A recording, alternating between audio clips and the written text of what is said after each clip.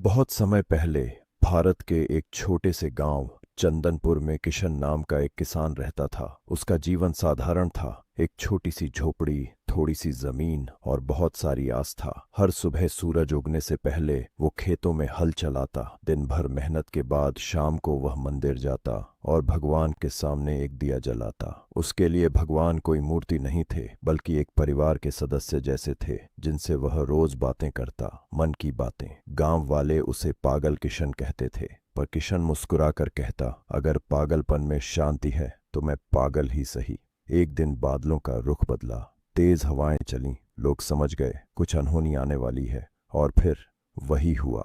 एक भीषण तूफान आया। इतनी बारिश हुई कि खेतों की मिट्टी बह गई, फसलें पूरी तरह नष्ट हो गईं। किशन की भी सारी मेहनत पानी में चली गई। गांव में कोहराम मच गया। लोगों ने मंदिर के आगे जाकर भगवान को कोसना शुरू कर दिया। क्या तू सच में भगवान है? तुझे शर्म नहीं आई? लेकिन किशन वही दीप जलाने पहुंचा। इस बार जब उसने दीप जलाया तो उसका चेहरा थोड़ा थका हुआ था, पर उसकी आंखों में कोई शिकवा नहीं था। उसने बस इतना कहा, प्रभु, तू मेरी मेहनत ले गया, अब देखता हूं मेरी श्रद्धा भी लेता है क्या। अब गांव में भुखमरी शुरू हो गई थी। लोगों ने जमीन बेचनी शुरू कर दी। किशन के पास कोई खरीदार नहीं आया, क्योंकि उसकी जमीन बर्बाद हो चुकी थी। पर वो हर दिन मंदिर जाता, खाली पेट भी, लेकिन दीप जलाना नहीं छोड़ा। उसकी पत्नी ने एक दिन कहा, क्या भगवान रोटियां देगा? किशन बोला, अगर मेरा विश्वास सच्चा है तो देगा, नहीं देगा तो मैं फिर भी दीप जलाता रहूंगा। कुछ ही दिनों बाद एक नगर से कुछ लोग आए। किसी कंपनी को जमीन चाहिए थी।